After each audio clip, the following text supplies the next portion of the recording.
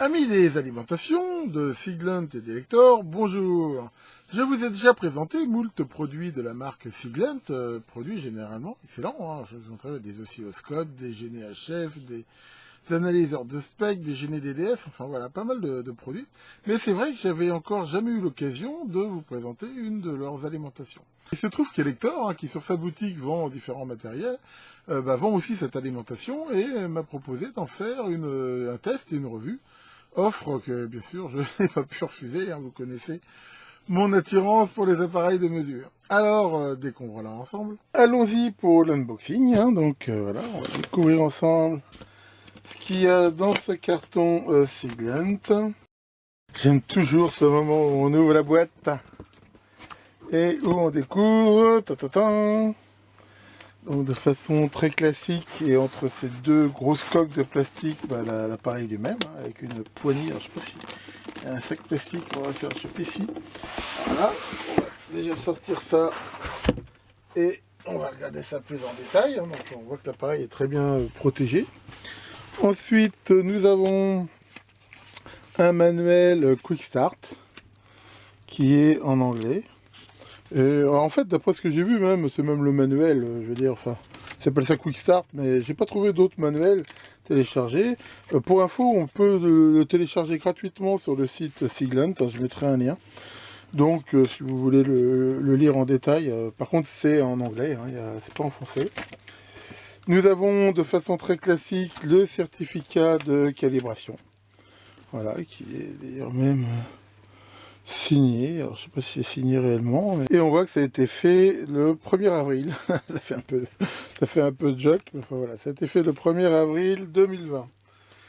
Ensuite, nous avons donc de façon très classique le cordon IEC, voilà, avec une prise. Là-dessus, rien de spécial. Un cordon USB AB, voilà, qui va permettre éventuellement de le relier à un PC. Et là, nous pouvons voir un jeu de deux cordons. Des cordons bananes et... ah non, c'est même pas banane, c'est des fourches comme ça. Et celui-là, en fait, il y a deux. Il y en a un avec des fiches bananes et au bout des crocodiles. Et ici, avec des fourches et des trucs. Bon, comme ça pourrait l'air hyper flexible. Maintenant, voilà. Enfin, c'est quand même plutôt sympa dans la mesure où, voilà, si on n'a rien d'autre, on peut déjà commencer à l'utiliser. Après, de toute façon, on peut bien sûr utiliser d'autres cordes. Alors, on va regarder l'appareil de plus près. Alors, découvrons ensemble cet appareil, avant de le brancher. Donc, alors c'est vrai que je lui ai rajouté mon petit autocollant Syrob, mais ça, on va dire, c'est plus fort que moi. Alors, qu'est-ce qu'on peut voir? On peut voir que, voilà, il y a cet écran qui est relativement grand, qui n'est pas tactile, à ma connaissance. Un certain nombre de boutons, donc certains sont lumineux, qui, ma foi, ont un toucher sympa, rien à dire par rapport à ça. Un bouton ici multifonction qui va permettre de régler tension, courant, enfin voilà, un certain nombre de paramètres. Et là, les trois sorties. Je rappelle que c'est une alimentation triple, avec deux canaux 0 à 32 volts jusqu'à 3,2 ampères, qui sont complètement indépendants et isolés galvaniquement, et une autre sortie qui, elle, est moins réglable, qui va jusqu'à 3,2 ampères max, on ne peut pas régler le courant, et qui par contre permet simplement 3 tensions, 2,5 volts, 3,3, 5 volts. Bon, manifestement, c'est pour alimenter plutôt les parties logiques. On a sinon ces deux alimentations qui, comme on va le voir, on peut mettre en série ou en parallèle, ce qui permet d'avoir soit une alimentation symétrique 0 à 32 volts, mais en symétrique, plus-moins, enfin de 0 à 32 volts, ou alors, si on les met en série, de 0 à 64 volts, toujours 3,2 ampères. Et on peut aussi les mettre en parallèle, ce qui fait qu'on n'aura qu'une seule sortie, mais c'est que cette sortie, elle, ira jusqu'à 6,4 ampères. Donc on voit que c'est quelque chose que je trouve intéressant sur cette alim, c'est qu'elle va quand même couvrir une large part des besoins en électronique. Je dirais même qu'en de façon un peu classique, on a une partie logique alimentée en 5 volts par exemple, et une partie analogique en plus ou moins 15 volts. Et bien là, ça le fera très bien. Sinon, les alimes peuvent être complètement, indépendantes. Si on les met ni en série ni en parallèle, bien sûr, elles sont isolées galvaniquement. On voit que le bouton de mise en route est un vrai bouton mécanique, c'est pas une mise en veille. Et ça, c'est aussi quelque chose, généralement, j'apprécie. Voilà. Là, quand c'est coupé, on est vraiment déconnecté. Et ici, on a les sorties. Alors, bon point, ils n'ont pas fait cette erreur qu'ils font des fois de mettre la terre ici entre les deux. Hein, donc ça, c'est plutôt bien. Par contre, alors là, je ne comprends pas qu'ils aient fait cette erreur. Ils n'ont pas du tout respecté l'écartement standard de 3/4 de pouce là, ou 19 mm entre les sorties, ce qui rend complètement... voilà, on voit que ces petits adaptateurs standards que je vous ai montré X fois ne sont pas utilisables. Alors ça, vraiment, j'arrive pas à comprendre qu'un fabricant d'alim respecte pas cette contrainte. Bon, c'est pas la mort, hein, je veux dire, c'est pas rédhibitoire, mais vraiment, quand je vois le nombre d'accessoires que j'ai branchés là-dessus, on va dire, je peux encore faire un adaptateur, enfin là, il va être un petit peu chiant l'adaptateur, parce qu'il y a assez peu de différence. Donc ça, voilà, pour l'instant, je veux dire, c'est vraiment un mauvais point que je vois sur cette alim. Sinon, donc c'est des fiches hein, qu'on peut, voilà, avec un trou, hein, on peut y passer un fil, on peut les bloquer. Bon, enfin, moi, généralement, on va utiliser ça avec des fiches bananes. Donc, voilà pour cette partie-là. On va regarder maintenant ce qu'il y a derrière. Alors derrière, nous avons de façon très classique cette prise RJ45 qui va permettre donc, de le brancher sur Internet, hein, ce qui va permettre d'y accéder via un réseau Ethernet, je vais dire plutôt. Et ici, donc cette prise USB, on a vu le câble tout à l'heure. Donc c'est deux façons dans lesquelles on va pouvoir connecter à un PC de façon via un protocole assez simple hein, qui est décrit dans la doc. On peut dialoguer avec l'alimentation, mais on va voir aussi qu'on peut télécharger un soft hein, qui permet de la piloter à distance. On a bien sûr ici le réglage de la tension secteur, avec en plus on voit ici ce scotch, et ça c'est plutôt une bonne chose, qui dit de bien vérifier que c'est bien le bon fusible et la bonne tension en fonction du réseau qu'on a. Donc là, c'est bien expliqué. Hein, moi, je suis en 230 volts. Hein, là, on peut voir qu'elle est en 220 volts. Donc moi, ce qui est à peu près normal, c'est le standard chinois. Donc là, moi, je vais changer pour me mettre en 230, vu qu'ici, je suis même plus, hein, j'ai à peu près 240. Donc là, on voit, voilà, 230 volts. Hein, c'est bien expliqué. Et ensuite, je vais bien sûr enlever là cet autocollant de warning. Hein, mais ça, c'est une bonne idée de l'avoir mis. Ça permet vraiment de ne pas oublier et de ne pas risquer d'endommager l'appareil. Bien, alors avant de mettre en route et de regarder un petit peu certaines je veux dire, de ces mesures qu'on peut faire sur cette alim, je voudrais qu'on regarde un petit peu ces caractéristiques données par le constructeur, parce que je vois très souvent, il y en a qui donnent des jugements sur des appareils, mais ils ne regardent pas les specs donnés. Alors déjà, il faut savoir que cet appareil existe avec deux versions. La version que j'ai ici, la 3303X, et la 3303XE, qui coûte moins cher. Vous pourrez voir sur les liens que je vous donne qu'il y a quand même une différence de prix entre les deux qui est relativement importante. Et si on regarde bien, au niveau de ce que peut faire la lime, c'est exactement la même chose. Deux canaux de 0 à 32 volts et 0 à 3,2 ampères, et une alim auxiliaire sur laquelle il n'y a pas d'affichage ni de la tension ni du courant, de 2,5, 3,5 à 3,2 ampères. Donc je veux dire, au niveau de ce qu'elle est capable de fournir, c'est exactement la même chose. C'est le même affichage. La seule différence notable entre les deux, c'est la résolution de l'affichage. En gros, la version X va à une résolution de 1 mV à 1 mA, c'est-à-dire qu'on peut lire la tension et le courant et le régler à 1 mV près, 1 mA près, alors que c'est 10 fois plus sur la XE. Mais attention, il ne faut pas confondre la résolution et quelque part la justesse. Il faut bien voir deux choses, il y a setting et readback. Comme on va le voir, cette alimentation, elle va permettre de régler la tension et le courant maximum que l'on désire avoir, d'accord? Donc ça, c'est ce qu'on veut avoir, et elle affiche aussi ce qu'il y a réellement en sortie. Ce qui peut changer, surtout si la limitation de courant se met en route, la tension de sortie n'est pas forcément celle qu'on a réglée. Donc il faut déjà aussi bien voir la même chose.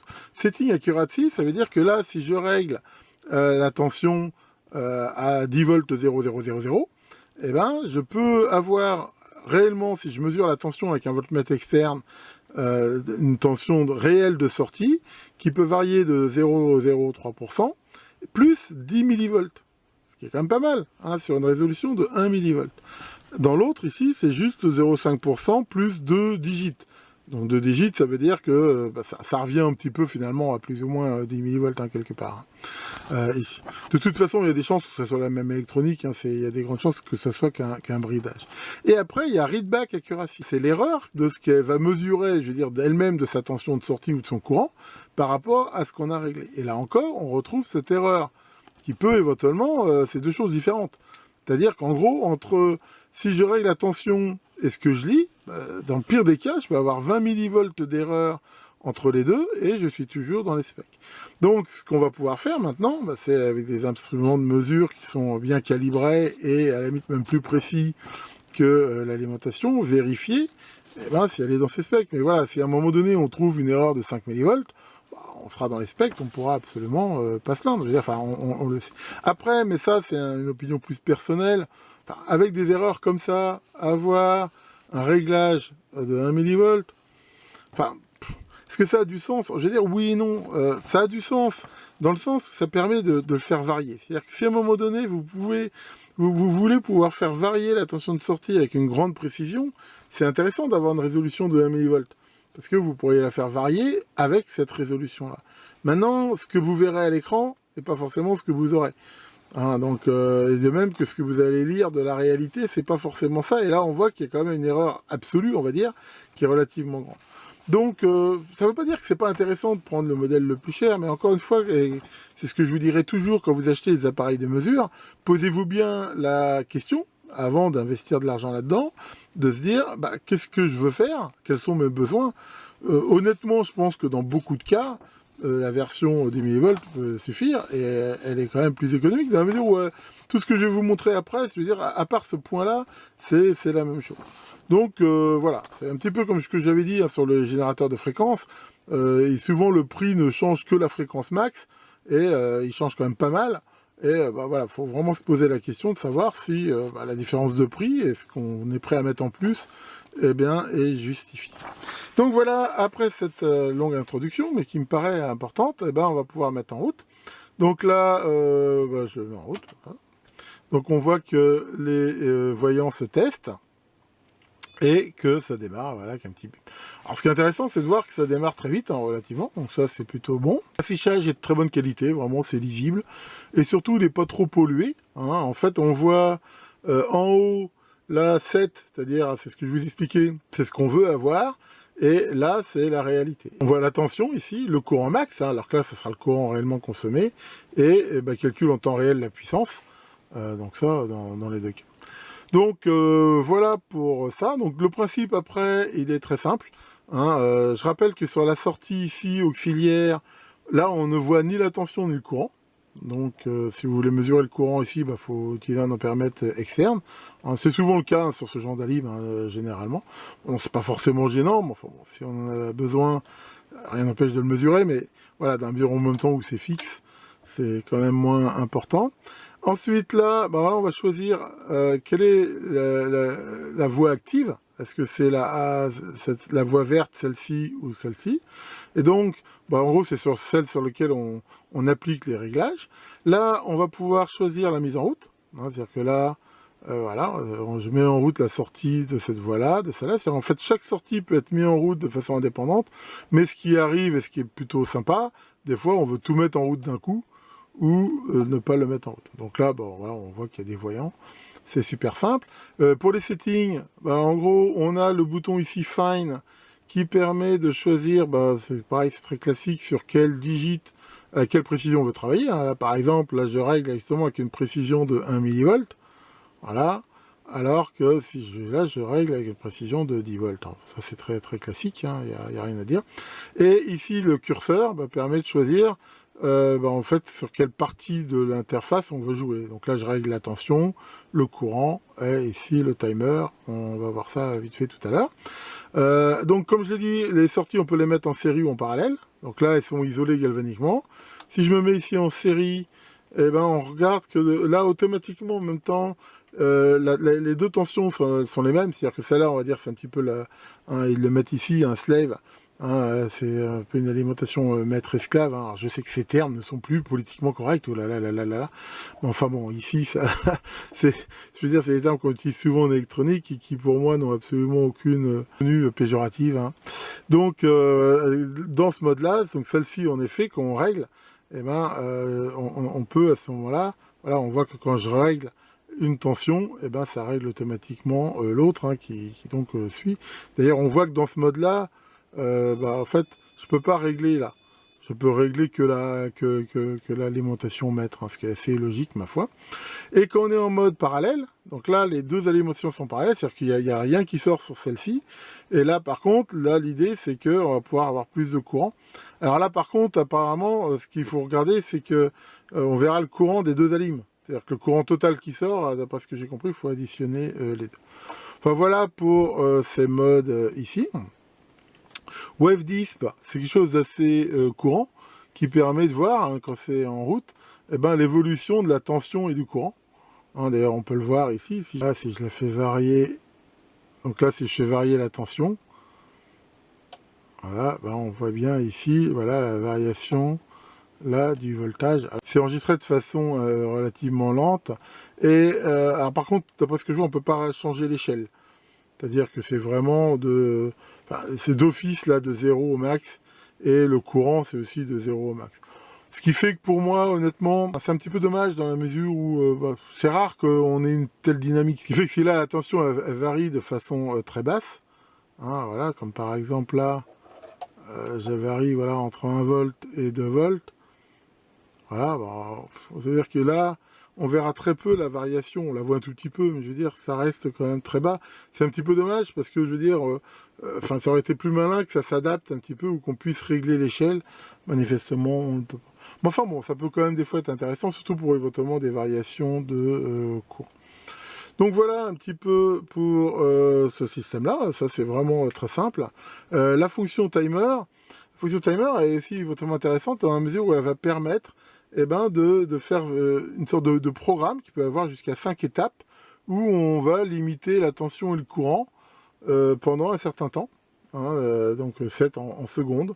On peut dire que ça démarre petit à petit, ou ça fait d'abord un palier à 10, ça simule une surtension pendant une seconde, et après ça baisse. Je sens par contre que manifestement le réglage, voilà, l'unité c'est la seconde, c'est pas forcément des variations très rapides, jusqu'à 10 000 secondes.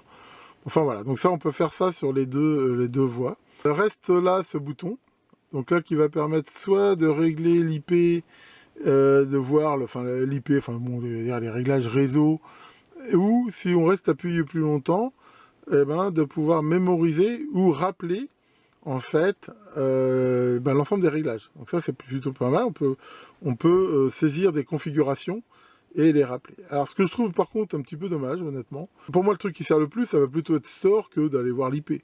Ce qui fait qu'en gros, sur le bouton court, moi j'aurais plutôt mis le store que l'IP. Enfin bon, après c'est fait comme ça. Et puis ici, on peut voir là le nombre de démarrage, la version du soft et tout ça. Donc ça permet de voir si on est à jour. Éventuellement pour...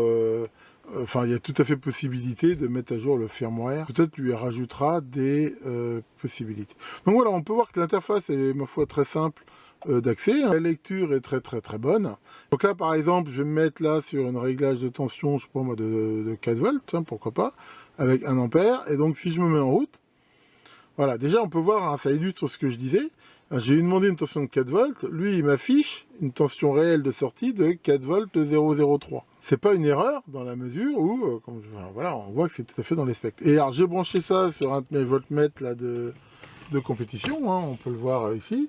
Et là on voit que la tension de sortie est de 4,003. Donc là, ma foi, c'est plutôt bon. Hein. Si j'augmente, par exemple, là je vais à 12 volts. Là, il m'affiche 12,005. Là, j'ai 12,005.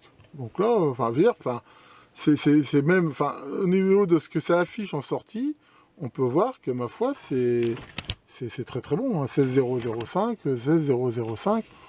Donc là-dessus, je dirais, même mieux que dans ces specs, on va dire, par rapport à la valeur de la tension de sortie. Donc ma foi, jusqu'à présent, je suis plutôt content. Un point qu'on peut voir qui est très agréable, c'est que là, elle fait pas de bruit. Alors maintenant, elle fait pas de bruit, d'un autre côté, je lui tire pas non plus de courant sur la figure. Mais déjà, ça montre que le ventilo se met pas en route éventuellement pour rien. Donc là, je vais justement mettre une charge électronique et on va lui tirer un courant beaucoup plus important. À la limite, On va même lui tirer son courant max. Hein, donc je vais régler ici pour avoir le maximum possible de courant. Voilà, et ben, je vais lui demander, là j'ai mis sur une charge électronique, et ben, de tirer, voilà, sur, ben, je vais lui demander de prendre jusqu'à 3 ampères, hein, alors allons-y gaiement. Donc là je me mets en courant constant, ah, donc là je tire 1 ampère 10, donc là il me dit 1,018, maintenant bon, ma charge elle est aussi pas, il faudra regarder, je ferai la mesure hein, de façon plus précise. Là je tire 2 ampères, là par exemple 3 ampères 10, hein, on va aller au max pour voir. Voilà, 3 ampères 1, 3 ampères 2, hop, là on voit qu'elle se met en limitation de courant. Voilà, ce qui est ma foi normal. Mais enfin voilà, là par exemple à 3,1 ampères, bah, ça marche bien. On va voir si on peut monter la tension. On va la mettre un petit peu au max de sa puissance. On est à 51 watts. Donc là, hop, je monte la tension. Et voilà, donc là, on voit que je suis à 102 watts. Et ma foi, ça marche plutôt bien. Alors, c'est pareil, ma charge, elle m'aime moins. Mais alors, pourquoi? Parce que là, j'ai la résistance des câbles. Hein, j'ai branché ma charge avec 2 câbles, ce qui fait que la tension aux bornes de ma charge, là, c'est 31,75, alors qu'ici, j'ai 32 volts. Maintenant, ce qu'il faut voir, hein, j'en ai déjà parlé, eh ben, c'est que la résistance des câbles n'est pas négligeable, et quand il passe 3,2 ampères, eh ben, il y a une perte de tension, hein, une perte de puissance dans les câbles qui chauffent. Alors, il y a des alimes, hein, je vous avais déjà fait une vidéo là-dessus, qui permettent d'avoir justement ce qu'on appelle des entrées Sense, qui permettent de justement que la tension ici mesurée, qui sert de référence, soit prise au niveau de la charge. Donc ça, cette alimentation n'offre pas cette possibilité. Maintenant, il faut reconnaître aussi que j'ai des tas d'alimes qui ont cette possibilité-là, je l'utilise finalement relativement rarement, mais c'est vrai que si on veut faire des choses précises, c'est plutôt bien. Maintenant, c'est là le côté que je trouve d'avoir une précision de 1 millivolt, alors qu'il n'y a pas de sense, bah, enfin, ça donne vraiment la tension, je veux dire, en sortie ici.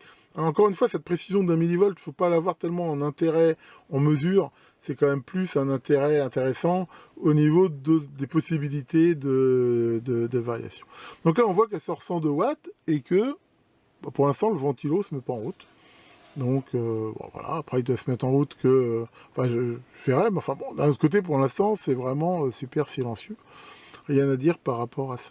Très rapidement, donc, quelques mesures. Là, j'ai branché l'ampèremètre et le voltmètre sur les sorties. Donc là, si je me mets en route, là, voilà, par exemple, 15 volts, 0,7 ampères, hein, maximum. Donc là, on peut voir que là, j'ai 695, 692, la tension 15,02, ici 15,05. Hein, donc voilà, on reste tout à fait dans les spécifications données. Là, on peut aussi voir la limitation au courant. Hein, si j'augmente un tout petit peu le courant, hein, voilà, elle rentre en mode courant constant, comme on peut le voir. Hein, ça s'alimente ici en rouge, et ça fonctionne bien.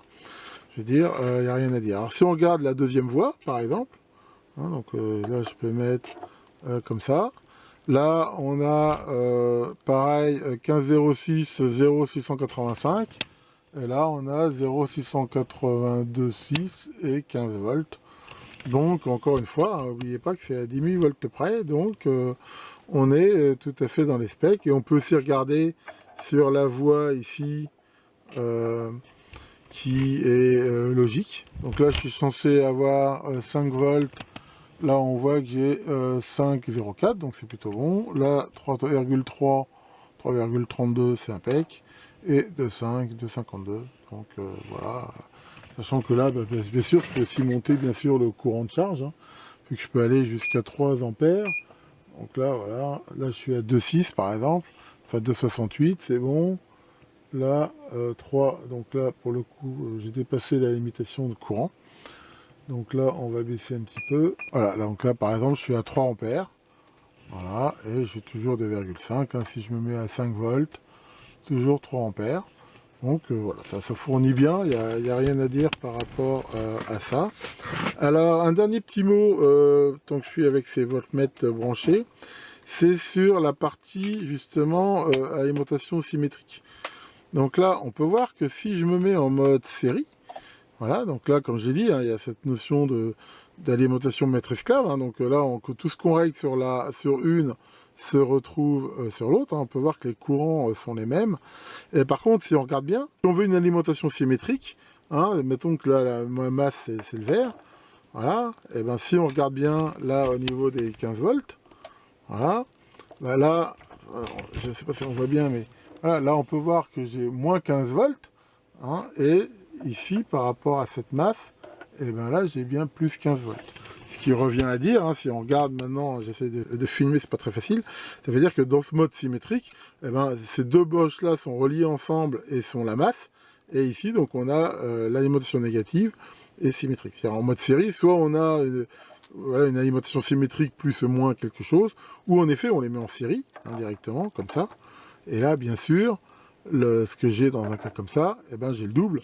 Et d'ailleurs, on le retrouve bien ici, voilà, j'ai bien 30 volts en sortie, ce qui correspond bien à 2 fois 15. Bon, rapidement, j'ai mis un oscilloscope, hein. Alors, encore une fois, c'est pas tellement, enfin, aussi bizarre que ça puisse paraître, c'est pas si évident que ça de mesurer le bruit dans une alim, surtout qu'ici, je veux dire, il y a des éclairages, des trucs comme ça. Donc là, on voit qu'il y a un certain niveau de parasite, mais je veux dire, à mon avis, il n'est pas vraiment lié à la lime, dans la mesure où là, elle n'est même pas en route. Voilà, là par exemple je la mets en route avec un courant de sortie de 3 ampères, et ce qu'il faut ici bien comprendre, c'est que l'ondulation, je veux dire résiduelle à 50 Hz, hein, elle est vraiment très basse, quoi. Hein, donc on a un tout petit peu là ces parasites à chef, mais qui à mon avis viennent plus, on va dire, de l'environnement que de la lime elle-même. Hein, mais pour ça c'est vraiment plutôt bon. Alors on va regarder maintenant un petit peu comment elle se comporte, hein, au niveau de la mise en route. Voilà, donc là, avec une charge donc de 3 ampères, hein, comme je vous l'ai déjà montré, on va regarder comment elle réagit à la mise en route. Donc là, toc, voilà, donc là on voit que ça démarre et que ça monte doucement. Ce qui est intéressant de voir, c'est qu'il n'y a pas de surtension ni de choses comme ça, donc ça c'est plutôt, ma foi, intéressant. Voilà, et maintenant on va faire la même chose mais sans charge, pour voir si ça change quelque chose. Toc. Là, bon, on voit que ça monte plus vite, ici, au niveau de la tension. Mais ce qui est intéressant, c'est que, voilà, pareil, il n'y a absolument aucune, a priori, oscillation parasite, ni surtension. Et ça, ma foi, c'est plutôt un gage de qualité. Voilà, alors maintenant, on va regarder aussi ce qui se passe, justement, lors de la coupure, hein, avec ou sans charge. Voilà, donc là, on voit comment ça baisse, on va dire, sans charge du tout. Hein, donc, ce qui est assez logique, je veux dire, il y a au moins le déchargement de la capa de sortie. Voilà. Par contre, maintenant, on va le faire aussi à pleine charge. Donc là, je remets une charge ici. Voilà. Et là, on peut voir ce que ça donne en charge. Et bah, pareil, hein, ce qui est intéressant de voir, c'est que ça coupe de façon franche. Hein, il n'y a pas d'oscillation, ni de choses comme ça. Hein, même si on grossit, là, on peut regarder que c'est plutôt très clean, et ça, ma foi, voilà, c'est aussi une très bonne chose, hein, sachant que c'est normal que là, avec une charge de 3 ampères, ça baisse plus vite, on pouvait s'y attendre. Donc, bon voilà, ce que je peux dire, hein, là, enfin, pas faire 50 milliards de mesures, mais ça, au niveau ondulation, c'est vraiment très propre. Hein, il n'y a rien à dire par rapport à ça. Comme je l'ai dit, hein, il est tout à fait possible avec cette alimentation de la piloter. Hein, elle dispose de ce qu'on appelle une interface SPI, hein, qui permet donc, comme on va le voir, avec des commandes simples d'interagir avec, hein, soit par le LAN, soit par USB. Et on peut télécharger une petite appli, hein, je l'ai fait ici, qui permet de se connecter. Donc ça marche très bien, hein, voilà, contrôle, on dit comment on se connecte. Voilà, là, sur le USB, il la trouve. Et une fois qu'on est ici, on peut la piloter. Et là, voilà, je sais pas si on entend, là, voilà, je fais ça. Enfin, en gros, on voit ici l'affichage. Et là, on peut, voilà, complètement, voilà, en gros, piloter tout ce qu'on peut faire. Là, par exemple, je suis en mode série. Là, je me mets en mode indépendant. Et c'est ici qu'on va pouvoir régler les différents courants, voltage et choses comme ça. Bon, on peut aussi paramétrer les timers, enfin voilà, on peut faire tout ce genre de choses. Bon, après le design, je reconnais que c'est un petit peu un petit peu vieillot, mais enfin bon, après, je veux dire, ça fait le job. Et rien n'empêche après de faire votre propre software. Alors, il y a quelque chose justement qui est sympa, c'est que ici, voilà, commande contrôle, on peut justement essayer les commandes. Voilà, par exemple, l'identité, là, chez Kiri, et bien là, je vois ce que me répond si je lui envoie ce genre de requête. Si je veux connaître la version du système, par exemple, voilà, je fais version Kiri. Et je peux moi-même faire ici des commandes. Alors dans la doc, hein, c'est bien expliqué toutes les commandes. Donc là par exemple, là, si je fais cette commande-là, et ben voilà, on a vu que ça mettait en route la sortie 2. Si je veux maintenant l'arrêter, voilà, je fais off. Et voilà, on entend le relais ici qui claque. Donc ça vous permet éventuellement de débugger et de mettre au point. Après, voilà, grâce à ça, vous pouvez bien sûr piloter votre système comme vous le voulez.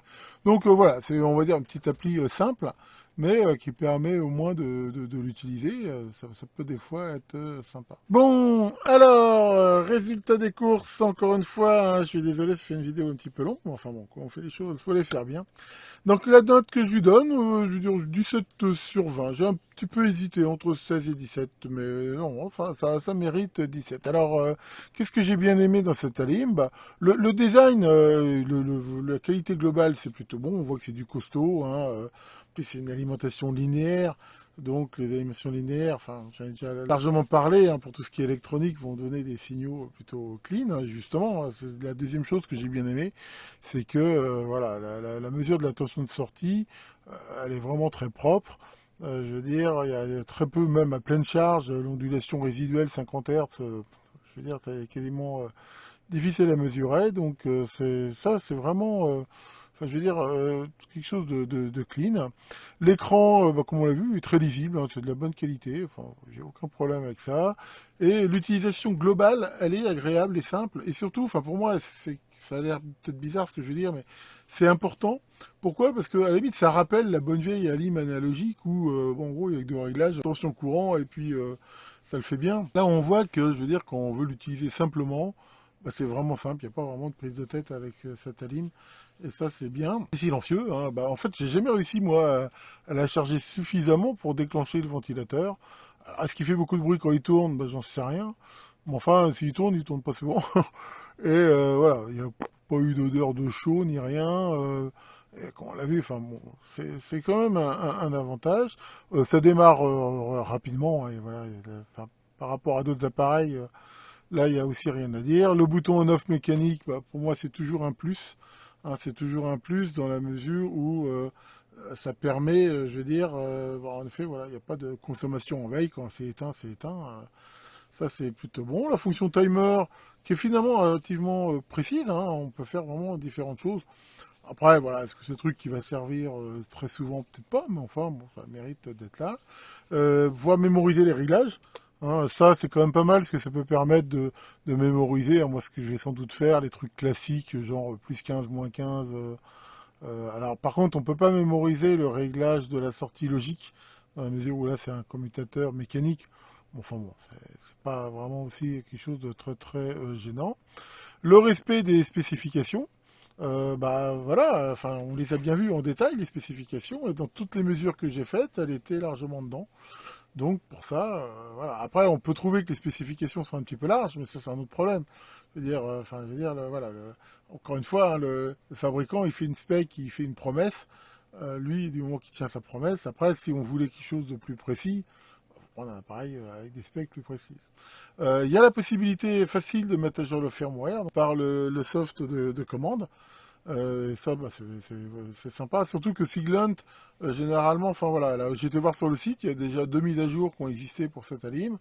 Et ils sont assez clean, ils en publient relativement souvent, quand ils sont, enfin ils connaissent des bugs ou des améliorations. Donc ça c'est plutôt bien. Et puis on l'a vu, le pilotage des CPI, qui, c'est pareil, enfin, ça c'est aussi un truc, faut quand même reconnaître que pour les amateurs, c'est pas quelque chose qu'on utilise forcément très souvent. Mais bon, ça a l'avantage d'exister, il est bien documenté, on l'a vu.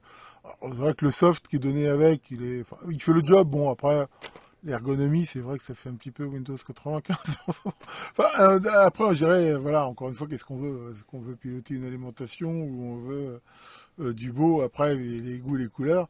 Mais enfin, voilà, ça marche bien. Tout ce que j'ai ici, j'ai pas vu de bug spécifique. Donc ça, c'est plutôt bien. Alors, qu'est-ce que j'ai regretté ou moins aimé? Bah, là, pour moi, c'est le truc principal de cette alim. Vraiment que l'écartement des prises de sortie, c'est pas standard. C'est pas un truc qui me paraît la mort à faire. Et vraiment, enfin, ça vraiment, c'est vraiment dommage.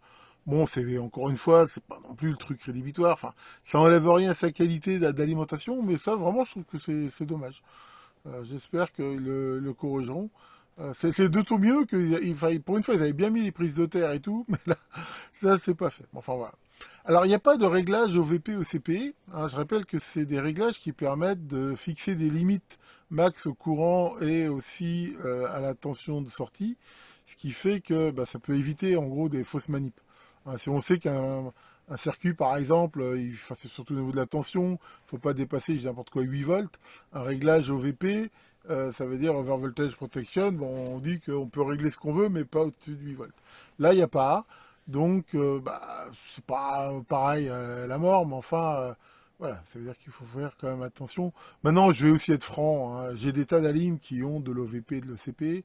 Alors, soit ça marche pas bien, hein, parce que je vous avais montré une alim où ça marchait pas, dans ce cas, c'est encore pire.